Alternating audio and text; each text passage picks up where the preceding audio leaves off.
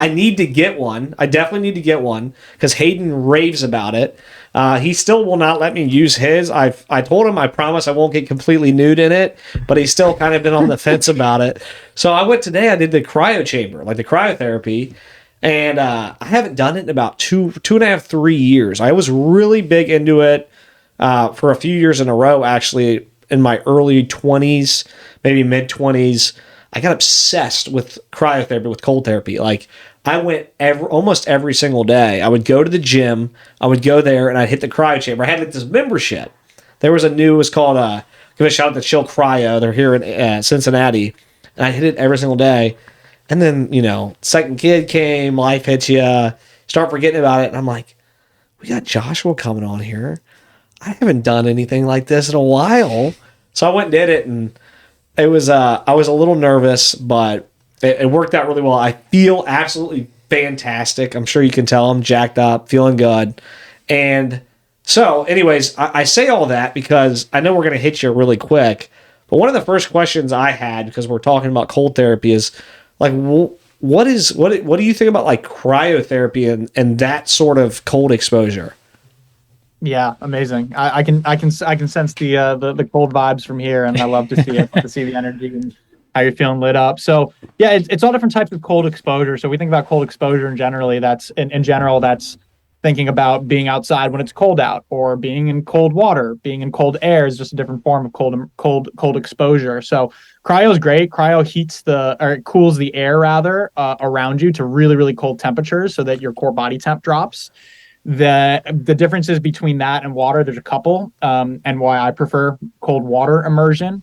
Water is a better thermoconductor as well, so you're going to drop your body temp much quicker with less frigid temperatures. Right? You need to get that thing. I mean, in the cryo machine you're at, it's really freaking cold in there. But for the cold tub, cold water at 57 Fahrenheit, you're going to get cold shock activation and have research benefits. So not that cold. The other thing that I like about cold water is that you're able to get your full body submersed in, and you can even like hold your breath and dunk your head. Whereas when you're in a cryo chamber, you have gloves on, socks on usually, and your head is uncovered in most of them. You can go in the the walk-in ones, but usually you have like earmuffs on too.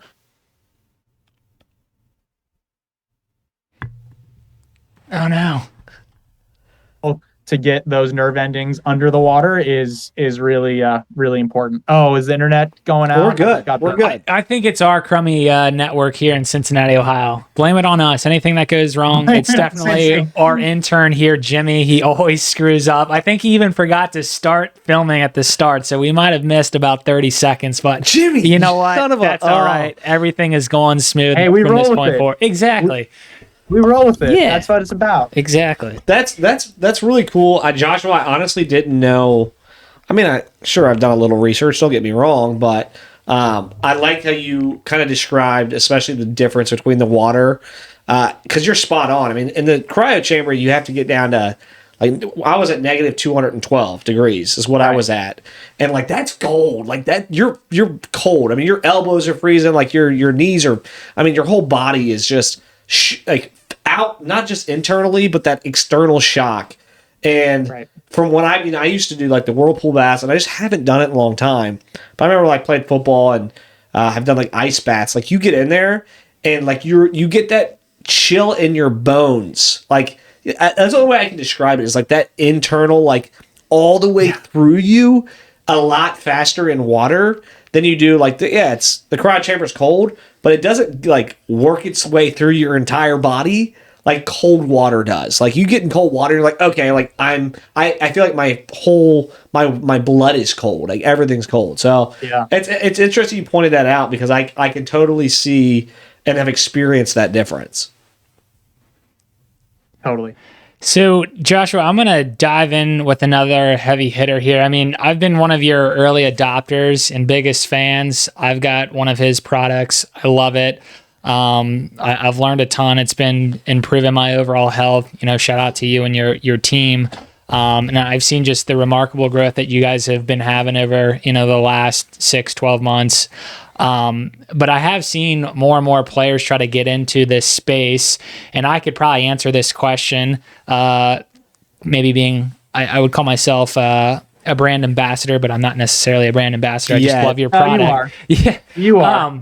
But how would you describe, your product? Like, why would, a new customer or a potential customer choose Edge Theory Labs versus, another product that's out there in the market? And I see other ones that pop up every other day through Instagram that I get targeted with. Yeah, great question. And it's such an interesting time because there's been this whole market this whole industry born around cold immersion tubs, like ice baths. 3 years ago, this didn't exist. This didn't exist as an industry, right? There was a few people making these ice baths, but now it's a whole industry, and it's been really wild to see just how quickly it's shifting and taking form. And of course, with any new industry, you're going to get a lot of we call them like the Me Too's, of people being like, "Oh, cool, this is hot. Like, I want to sell a product too. Like, I want to try to make money on this." So I think firstly is the biggest difference is that, you look at our founding story, and this came from me, and I'm happy to touch on that into more depth here as well. But this was born out of a necessity for me personally in my healing journey and my cousin's healing journey, and how we built something for ourselves as a DIY tub to solve a need and created something that didn't exist in the marketplace, which was the versatility that we offer with our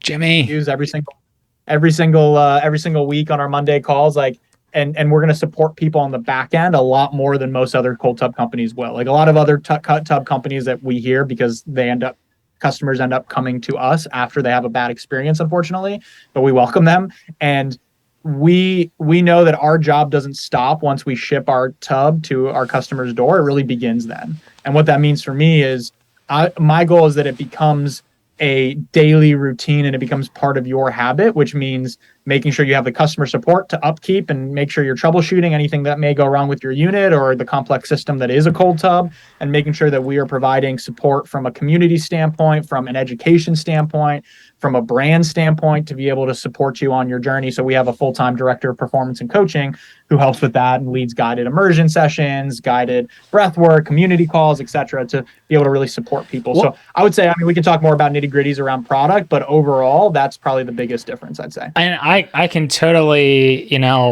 speak to everything that Joshua just shared there with us, because I had an instance where, I came back to Joshua and Edge Theory Labs and had some type of issue.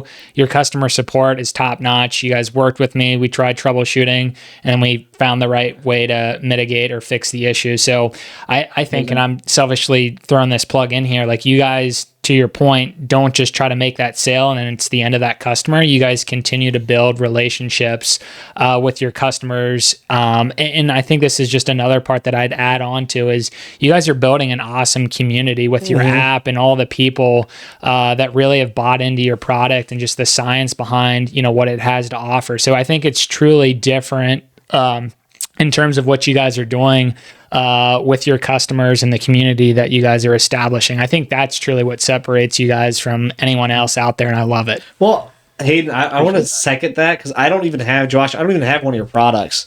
I've been dipping my toe in the water for it. But I do follow you guys. Mainly, when Hayden first had you on the show, and when he bought the product, and he just was raving about it. So yeah, I'm like, sure, I'll throw him a follow on Instagram. Like, why not, right? Let's find out what this guy's about. And I can tell you, like, I'm not a huge social media user from a standpoint of, like, there's very few people I follow that I actually get anything out of. There's very few accounts that I actually give a shit what they're promoting to me. Typically, I'm just like, I'm going to get on there, share some insightful stuff through the podcast and show beautiful pictures of my daughters and my wife. And that's about it. I will tell you that what you preach is what you practice. And I'm flipping the script. It's not practice what you preach, but you're preaching and practicing that. And what I mean by that is I've followed you. Like, I follow you on Instagram. I follow you through social media. I've actually kept up with the Edge Theory Labs journey from when you came up with it to, like, you opened your first actual, like, office where you had, like, the experiences where you were doing different, like, cold plunge sessions and you were holding different events.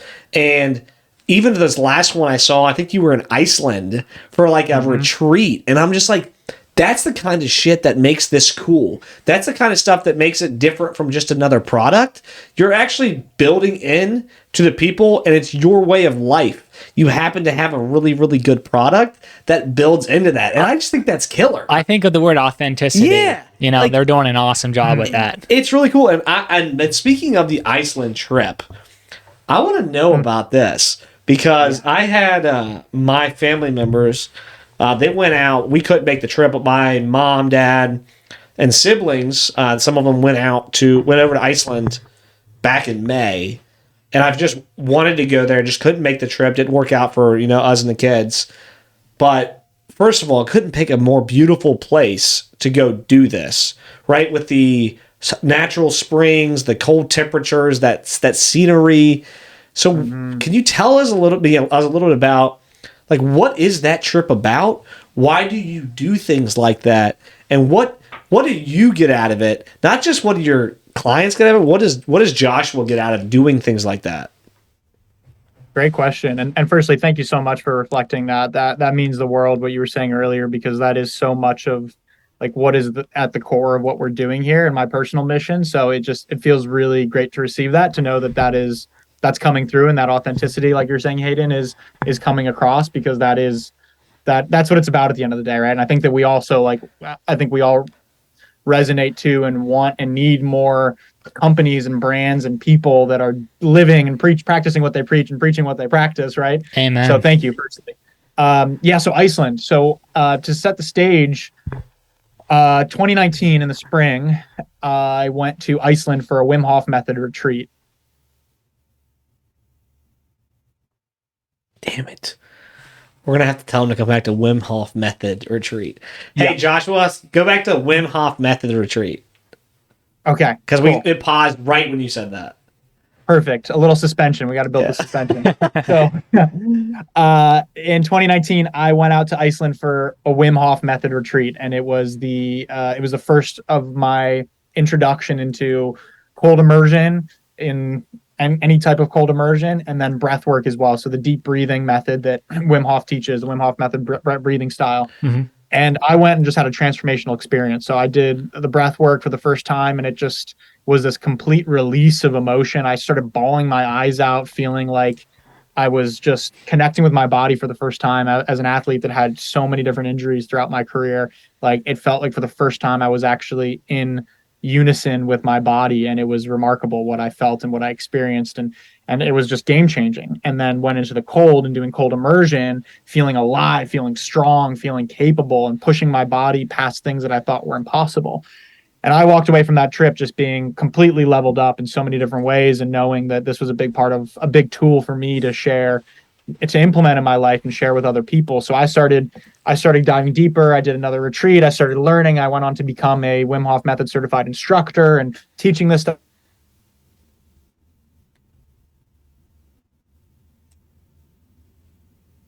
to Iceland to co-lead a retreat out there, doing elements of Wim Hof Method plus other deeper type of work. And it's just so game changing, man. I mean, just to be able to get there, and like you were saying, Iceland is a magical place. It feels like you're on another planet. You've got these glacial blue waters flowing. You have this volcanoes and lava rocks, and you have the northern lights out and dancing. It's just this magical place. And to be able to experience the land in a real way, going into those glacial waters and feeling alive from the rush of that cold water, and being able to experience nature in just the most beautiful way, being a part of nature, experiencing nature, is a really profound shift that I experience out there. It's like we are nature experiencing nature, and we forget that, right? Like we are a part of this whole thing, and being able to experience that in real time is it's transcendental, right? It's wild. And why I love this so much too, and the breath work, is that we're reaching some of these altered states without any drugs, right? Like we're sitting there breathing. It's like our breath takes us to the emotional release. Like being connected with community brings us that high. Like going into the river, to the waterfall, or doing something challenging brings us that dopamine, and just brings us closer to being human. Like we've forgotten how to be human. We're ancient beings living in this modern world. So it provides us a chance to get back to our human beingness. And that's basically at a high level what the week in Iceland is. It's being able to connect people back to their roots, back to their body, instead of living up here, stimulate.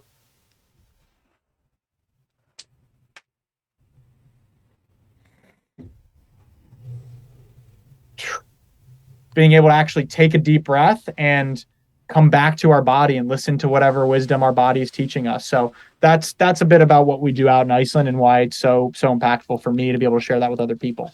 That sounds like an amazing trip. I want to go. Dude, it just makes me think, I think there's a lot I love about what you just said. A lot to unpack there. A few things I would pull out that I really get behind Joshua is one of the things you said, and I don't know if you read this somewhere or you need to coin this or put it on a t-shirt, but we are nature's most ancient beings, one of nature's most ancient beings. We need to get back to where we came from, basically, right? Is meaning humans have been around, right? At the core, we need food, shelter, and community to survive. I mean, right? And water. I mean, you take care of those things, right? That's the and so this experience of getting back into that and this feeling alive, like Hayden said, it makes me want to go do that. It makes me want to run outside, go for a hike and leave my cell phone and just be out in nature and go hey, how could I just live in this moment right here? So sign me next time you go. I want to be in that group. I can't tell if he's really excited. I think he's speechless. Yeah, he's just speechless. I love it. I love it. Well, we're going to be likely doing another one next fall in Iceland, this winter in Jackson Hole, Wyoming, a little bit closer. Oh, that might that. Yeah. Are you taking? Is it filled, the Wyoming one? We've got spots left. Let's talk. We've got spots left. Okay. January 10th through the 14th, a heck of a way to start off the new year and get reconnected and get supercharged. That'll be our edge. Do it. Yeah, sold. Yeah. It's gonna be epic. We've got it's gonna be absolutely epic. Well, let's talk more offline. Heck yeah on that. So I know you've got a couple of years under your belt here as co-founder. I want to know a little bit more in terms of how are you approaching growth this year versus, in the early days, or how have you adopted? You seem like a very retrospective person. How are you guys growing over time? Yeah, it's a great question. Growth is such a funny thing. When we take a step back and we look at it over long periods of time, the growth curve is like this, right? It's a nice, smooth, accelerated growth curve. Mm-hmm. But in reality, what that looks like is a lot of jagged, up and down, that trends up over time. So it's such a funny thing, and learning so much through the experience as well. And as we ever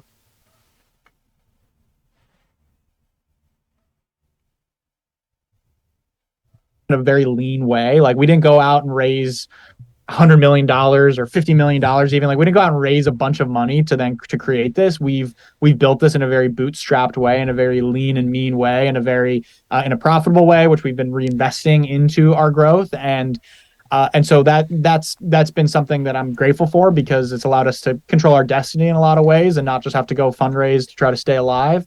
But so we're now pushing our foot on the accelerator more than we ever have, in a big way, because the opportunity's now, right? The market's here. We have a great product. We have a brand that we're bringing forward, and other innovation that we're working on as well. So we're really investing into growth. And for us, that means really investing into the people, the people and the structure and the infrastructure of our business to be able to support our growth is huge. So for me, it's about just getting the good quality humans around, because I know that when we have good quality humans sitting around the table, every one of those people is bringing all of their energy and their drive and their focus and their passion and their vision, and that's creating this collective energy that we're moving towards. So we're approaching growth now a little bit more aggressively than we had in the past, just because the market is here and it's now and it's moving, and it's a fun thing.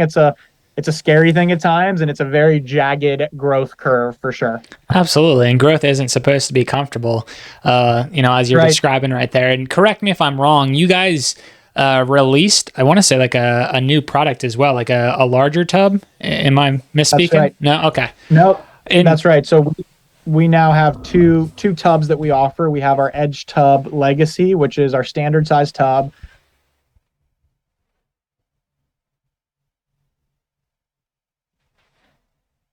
Easier to maneuver. and that's our entry level product at 4,500. And then at 5,500, we have our Edge Tub Elite, which is our Pro 1 horsepower commercial grade compressor that comes with either the standard tub or the XL size tub, which can fit multiple people or, a big 7-foot athlete. We really built that for the pro, a couple of the NBA teams that we work with. They're just like, we love the tub, but it's too small for our guys. Right. So we did that for some of those guys, some of the NFL linemen whose legs are bigger than my torso. Absolutely. I want to ask you a question, and I want to circle back around to some of the partnerships you've made with athletes, because I followed your Instagram, and like you guys have gotten in with some big names, and you've done a lot of cool things and cool kind of have some amazing partnerships, like you said, with some NBA teams and stuff. But I wanted to come back to something that's my first business I started was a hardware and software business, but it was you had to build the hardware to make the software mean anything. Like the hardware didn't exist, so we had to build hardware to use the software. Like it was this, and hardware is pretty tough to manage from a sourcing standpoint, from a costing standpoint, from a reliability in your whole supply chain. So I guess my question to you is like, how have you guys? What's been the biggest challenge from a manufacturing and operations standpoint as you guys have built this product out? Like, what's been one of your biggest challenges in that regard? I don't know if I cut out there, but I said we could fill a whole podcast just talking about that. That's the name of the game, right? I'd say the biggest challenge for us historically up to this point has been predicting demand, because it's a long lead time. It's a long lead cycle to manufacture an ice bath, right? And we're manufacturing hundreds of these at a time, and so it's a long cycle, months and months before we actually have the product ready and complete to ship. So that being said, we're now placing orders, especially with one of our manufacturers, one of our suppliers is in Asia, and they shut down for Chinese New Year for pretty much the whole month of February. And so we're now placing orders now for what March and April will be. So we're having to think that far ahead and try to gauge our demand and how much we're going to sell, how big our business is going to grow. And it's a tricky game to play, right? Because you want to have as much as possible, but you don't want to have too much of inventory just sitting there, and you only have so much cash to be able to allocate, right? So it's a chess game. Dude, it's a total it's a chess game, and at the end of the day, it's like you're trying to like pull every lever to be able to forecast, right? You're like, okay, if I pull this and this and this and this, okay, like we could get within like 80%, right? But then it's like, if I drop by 5%, I've allocated another $50,000 that I could have used here. So I just think that's one of the things. I work in manufacturing now, and so it. I know one of the biggest challenges is trying to forecast need and forecast what the market will bear. And you're like, I want to be optimistic, but you don't want to be too optimistic because it could totally bite you in the ass. But then you don't want to be like, I only need, if you're too conservative, then you miss an opportunity. So weird way, because it is a chess game, right? It's like we joke and talk about, like, it's like sticking a finger in the air, right? It's like, all right, like this is kind of, it's our best guess. But so that's been our biggest challenge, because over our first year, we grew more than we were at, like we had our best case scenario, we had like our mid case scenario and our worst case scenario.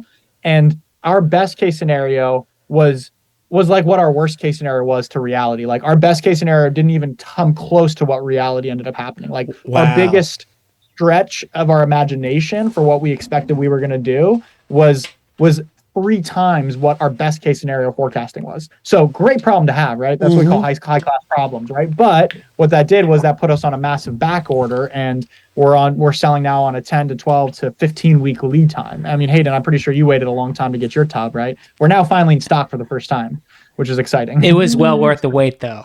There you go. Thank you.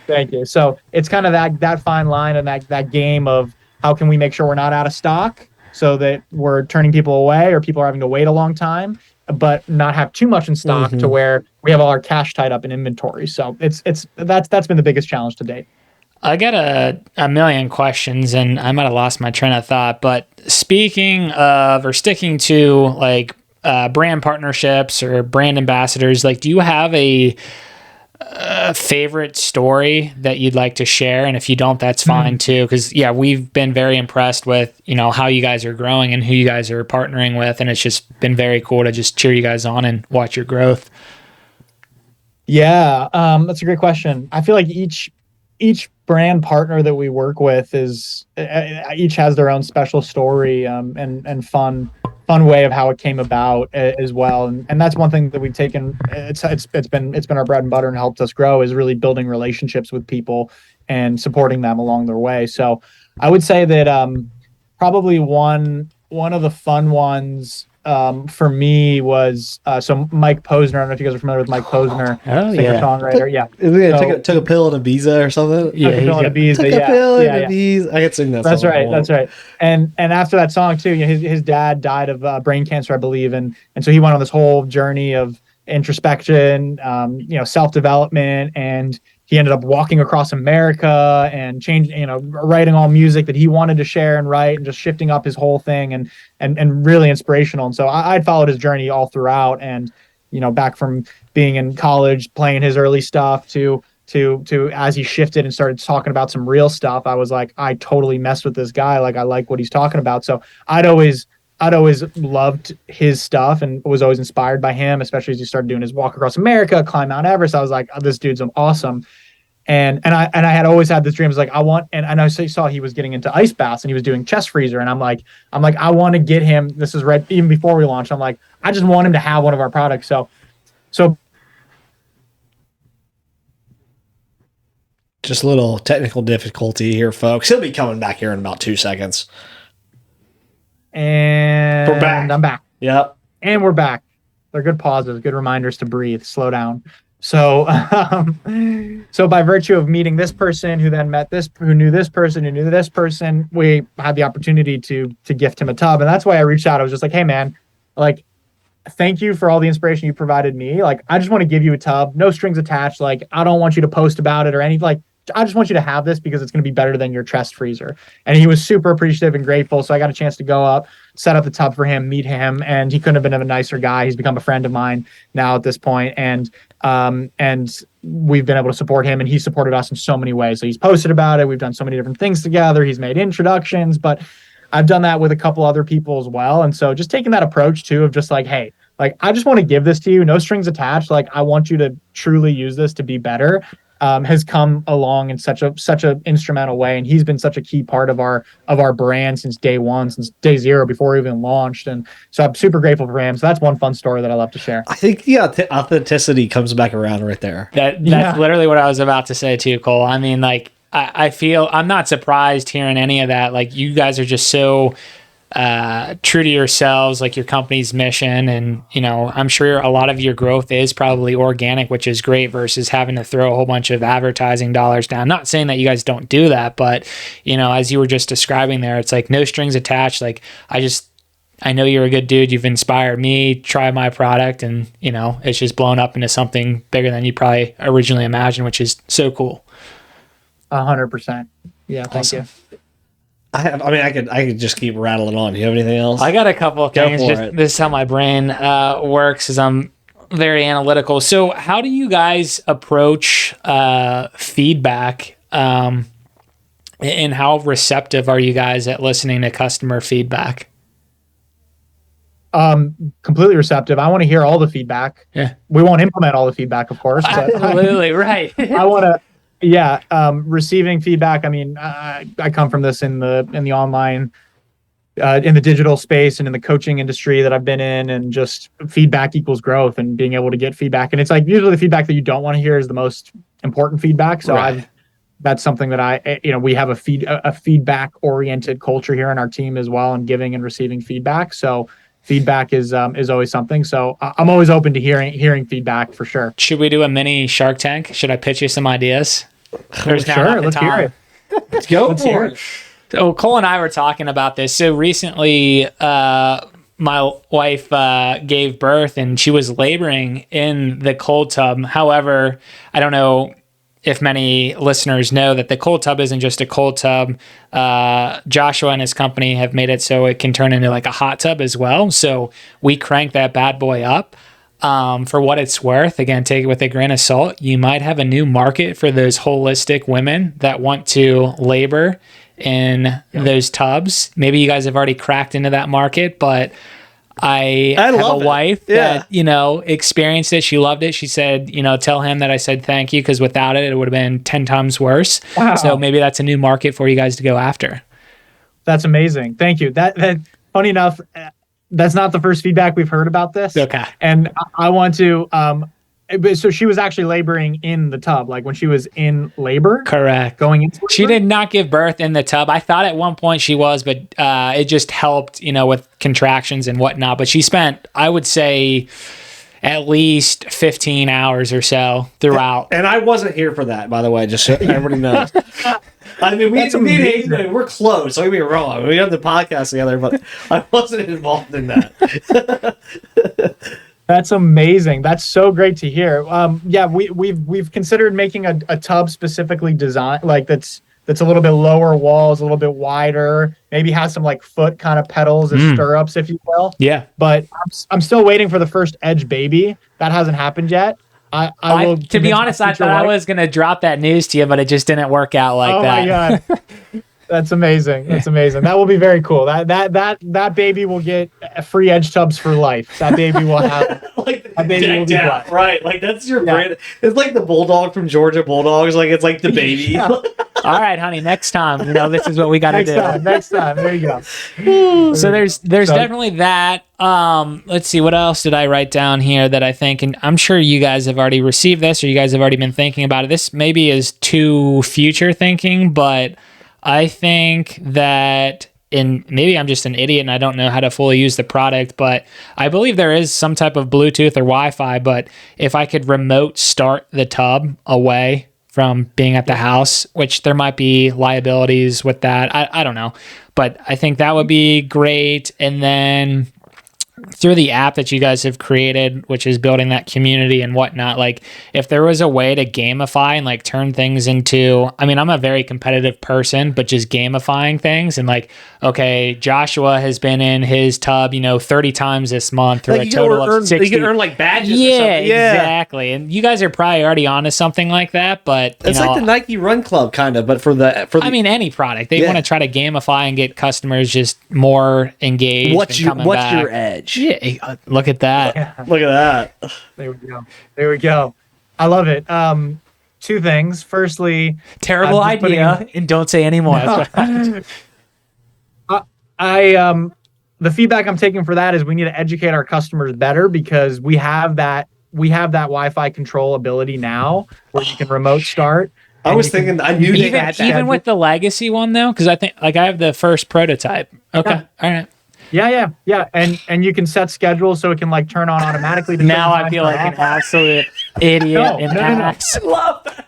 Good feedback made because my you're one of day, our Joshua. early guys and our brand ambassadors. And so if you don't know that, I there's a lot of work in the people- tech space for a living too, which makes it even more sad though. Makes me so happy. And then the other thing is we are actually, and this is the first time I'm publicly revealing this, but we are under development for an Edge app that will have integrated tub controls and some other very, very cool features, including some things like you were just mentioning. So Hell that yeah. is I think underway. didn't you sneak peek that like a couple weeks ago? Not yet. I thought we you might have did. been referring to the. So we're getting it. So if we launch this before you say anything, like this is the first time you announce this. First time I announced that. Dude, are we need to building- have some Huge. explosion, some That like is fireworks huge. going on. Yeah. Come on, Jimmy. Man, Come he's on, gonna get Jimmy, where you demoted. Dropping the ball over there. Once we launch it in the next couple months, I can come back on and we can do a deep dive with it. Let's do Yes, absolutely. Yeah. I wanted to hit you with something, Joshua, that Sure. you've probably gotten this question a lot as you were building the company, but you probably haven't gotten it like as recently with like where you guys are at. My question to you is like, what excites you about where Edge Theory can go in the next 5 years? Yeah, so good. One of the quotes that I love is that we often overestimate what we can do in 1 year and underestimate what we can do in 5 years. And that's been the story of my life, right? It's like we think, okay, 1 year we're going to do so many different things and it doesn't feel like we reach all those targets. But then all of a sudden we look from 5 years ago and we see how much we've done. So I love that framing. And and we're working at warp speed over here. It's wild how quickly things like 1 year seems like 5 years here. It's kind of like dog years. 1 year is like really 7 years. It's like aging us, Yeah. and we have that much time and growth. But the thing that excites me is just seeing what's possible, and seeing what's possible with the community that we're building. Like, I truly believe that the best and most impactful product at Edge Theory Labs hasn't even been created yet, or ideated yet, or launched yet within the next 5 years. So I truly believe that, and I think that we're going to be on the forefront of that and the cutting edge of that. Pun intended. We're going to be on the cutting edge of that to be able to deliver something that the world hasn't seen yet and really impact people in a way bigger than we can even imagine. So that to me is what's most excites me, is thinking about like what's to come that even is out of our conception right now. So, but I feel it there, and I know that there's something there that within the next 5 years is going to catapult us into a different stratosphere. And we're working and we're taking those chunk steps day in and day out, and we're laying the foundation for some of this community growth, for some of the educational growth, some of the research that we're conducting and we're starting to onboard with. Mic drop. Just 1 second there, folks. Beep, beep, beep. Elevator music. You're back. Elevator. We just lost you for And about we're back, 5 yeah. seconds. All of those things excite me based on where we're going, and specifically from an education standpoint and a community standpoint of what's to come. So it's what we don't know yet is coming that excites me the most. It's that I hear the continual learning, continual excitement about what you can do, not just focusing on what you've already done. I love that, because that's just a forward moving momentum, right? You're like, let's keep going. I have one more question. I know we're kind of getting, I know Peyton's probably got a couple other things to say, but throughout this conversation, Joshua, and this is the first time I've met you. You've been on our show before. We know some of the same people, and Hayden had nothing but great things to say about you. And obviously, I've followed you on media, but I like to read people, so I like to get to know people, to see their mannerisms, to listen to what they have to say, how they approach, their tone goes up and down depending on what they're talking about. And I will give you one of the biggest compliments I can give you, is just that you are a leader. I can tell you're a leader of people. And because of that, you've been able to build a brand that's authentic, a community that's authentic, a product that works. And my question to you is, what's been the hardest part about being a young leader of a cutting edge company like you guys have? It was so tough. He's speechless once again. We're asking all the tough questions. You're back. Thank you once again. That's received right to the heart. I think that it's keeping up with the work, like the inner work, because that's what it's about. Like, the way that the degree of which I'm able to show up for other people is directly related to the degree I'm able to show up for myself first. And it's not easy, right? It's like business is a mirror. Y'all know this, like it's a mirror, it's a reflection. And so it's going to show and point a spotlight on your biggest insecurities and the biggest areas that need healing in your own life. So I think the most difficult part is sticking with that inner work and focusing on doing that work and wrestling in the mud and facing the uncomfortable conversations and for every fist pump and high five and heck yeah moment is like a gut punch, right? Mm-hmm. There's like 2 gut punches to get to that yes. So it's staying grounded in all of that, and it's just being committed to the work, being committed to my own healing journey, which is why we're here in the first place and what's led us to being here.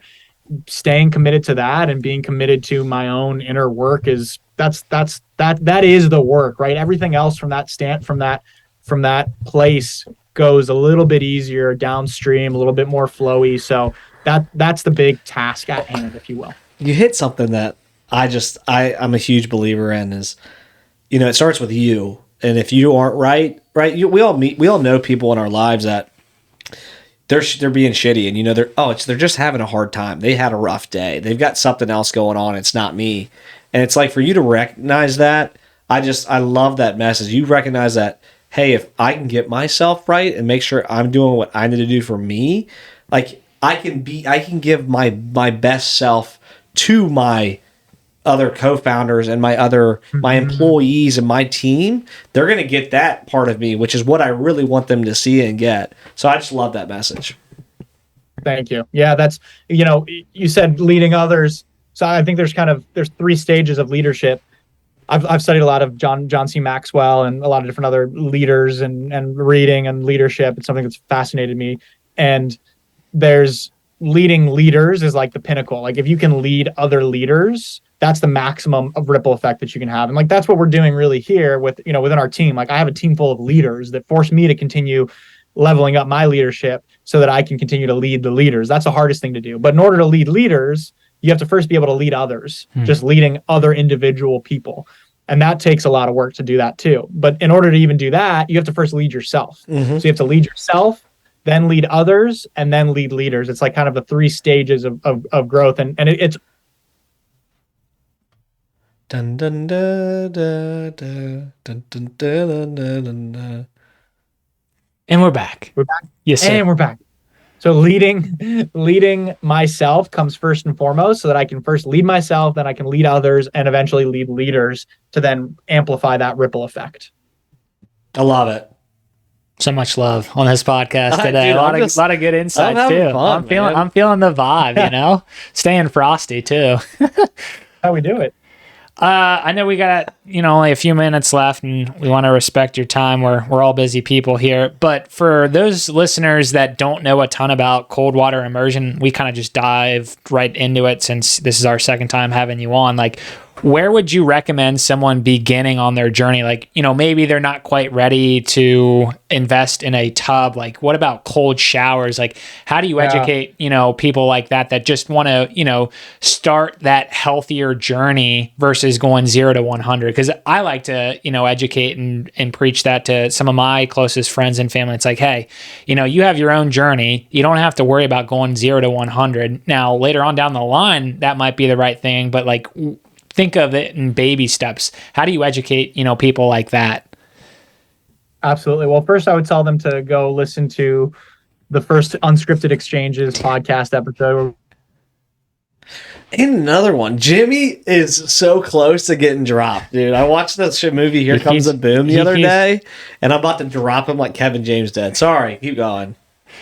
I'm not talking about you. I'm talking about Jimmy. I know, Jimmy. We love you, Jimmy. Though we still love you. We don't love you, Jimmy. Sorry, keep going, Joshua. That's good. That's good. So, cold shower is a great place to start. So, cold shower is because you're still going to get a cold shock activation, right? It's going to take your breath away, and so I would encourage everybody to two things. We have a cold water immersion 101 mini course that you can go. It's like a few video series where you can learn a little bit more about the benefits, why, how to approach doing your first cold immersion, either in a tub with ice or in your shower or in an edge tub if you're able to have a friend that lets you use theirs. Hayden. So Hayden. And you can go tips up too, is what we call tips up, is going in nude. That's my favorite way to do it. Tips up in the edge tub. So that's a great way to do it. I'm about to go tips up in Hayden's edge tub right after this. But I would say cold shower is a great way to start, or go to a workshop. There's a lot of people popping up. You can go on our website and see different Edge ambassadors that are across the country that are leading cold water immersion workshops and events, and you can go tag along to one of those. But we need to plug one of those for you. Sorry to interrupt. Do you know if there's any in the Cincinnati area or tri-state area, like Ohio, Indiana, Kentucky? And maybe to your point, it's something that we can look up on your website. I think we should get you in our ambassador program, Hayden, and get you fired up with doing some of these things. Let's take that offline. Yeah, let's talk more offline for sure.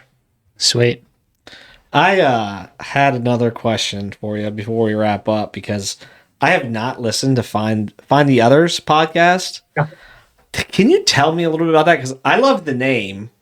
I haven't listened. I like the. You didn't do your research. I told you. I love the name. I'm gonna give it a listen to it. It's on my list. God, I've got two daughters. Okay, like my free time, I like to just have some quiet. Okay, but you got enough voices. Yeah, I do. But I mean, I'll start listening to your voice, Joshua. Tell me about Find the Others. Do you like that? Yeah, you're gonna be the only other voice in my life. There we go. Can you tell me about that podcast? Like, what do you guys talk about, and where can you find it? Yeah, so Find the Others. I'm really blessed in my life to have so many people like that I can go into deep conversations with, and I don't I don't mess around with small talk. Like, life's too short for small talk, and life's too short to skip dessert. Those are two rules I live by. So life's definitely too short for small talk, and I like to be real. It's like when you ask how are you doing, like I want to know how are you actually doing, not just good. Okay, good's not even a feeling. We say how are you feeling? I'm feeling good. Good's not even a feeling. What do you mean good? Are you happy? Are you excited? Are you sad? Like, let's be real, because life's too short to not be anything other than real. So find the others it comes from a Timothy Leary quote, and I'll share it with you. It's a long quote, but it's amazing. And the last piece of the quote goes, be bold, trust your instincts, do the unexpected, find the others. And I love that so much. Dude, that hit me hard. I mean, it's Find the other people that you vibe with and that you can go deep with, and that are willing to be real and that are here to live unconditionally and to really live and not just exist. So those are my type of people. And so that's what Find the Others is. I bring on people where we talk on the real and we go deep past surface. And then most of it now is just a lot of solo episodes where I'm riffing on some concept I'm working through, some mindset shift, some story that I'm relating to. I just recorded another episode this morning. So starting to ramp that back up. So Find the Others. I have 150 episodes out there right now, so we'll check it out. He's politely telling us we're amateurs over here. He's doubled the amount of work. No, I'm stoked. I was going to ask if you guys are doing anything special for your 100th episode. That's really exciting.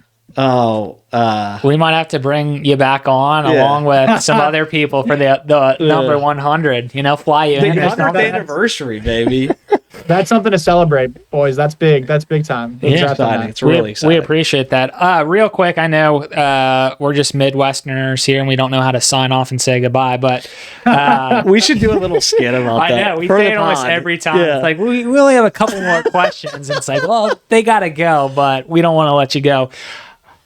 Flipping the script real quick, because we've been talking more so about your business and professional side of things. I have seen your training, I want to say for an Ironman, correct? Or am I completely wrong?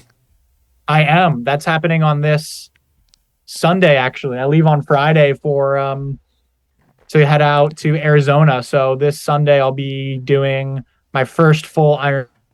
That's awesome. First off, best of luck to you. Secondly, do you have any goals going into that other than probably just finishing it? But finish is my goal, man. It's been a long road for me to get to this place with all the injuries I've overcome in my life, and so it's really special to just be able to get to a point where I'm starting a race like this, and it's possible. It's in the realm of possibility. So kick some ass, dude. Kick some.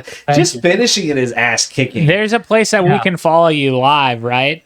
Yeah, I'll post on my IG on Friday once I pick up my race packet, like my bib number, and then there's the Ironman Tracker app. It's really slick. Hell yeah! Just put my bib number in, and then it'll give you the alert, so you can feel like a real piece of crap all day when you're seeing me biking and running and swimming. You're like, oh, he's still on the bike. Yeah, 6 hours later, I'm watching football, like eating my third bowl of chili, and I'm like, oh, he's on mile 17. Here's just for conception. There will be 2 NFL football games that will play from start to finish while I'm just on the bike portion of the race. Wait, how long? How long is the whole? Just walk me through that real fast so everybody hears it on the podcast. You start off with a 2.5 mile swim, and then you go into a 112 mile bike ride, and then you get off the bike and then you run a full marathon, 26.2 mile run. So that's it for me.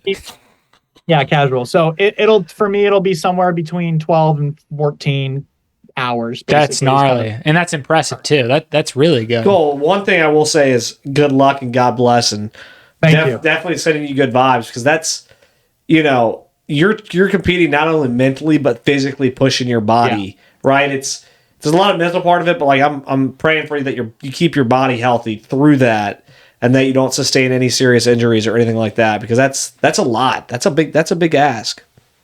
Yeah. Thank you, man. Good luck, man. Go get them. Go get them. I appreciate it. I'm stoked. It'll be good. So get me on IG and you can follow along. Hell yeah. We'll be tuning in and cheering you on. Well, I think that runs us out of time here. Folks, we appreciate you guys tuning in to another episode of Unscripted Exchanges. Jimmy's got a lot to work on, but that's all right. We're getting better. Joshua, we appreciate you as always. You guys can follow Joshua on all of his socials. We will plug those online and all over the place. We really appreciate you. Best of luck this weekend, and just stay frosty, right? There we go. Stay chilly. Stay frosty, my friend. Stay frosty. That's it. Thank you, fellas. Much love. Thank God you, brother. bless you. We'll talk soon. See you, sir. God bless.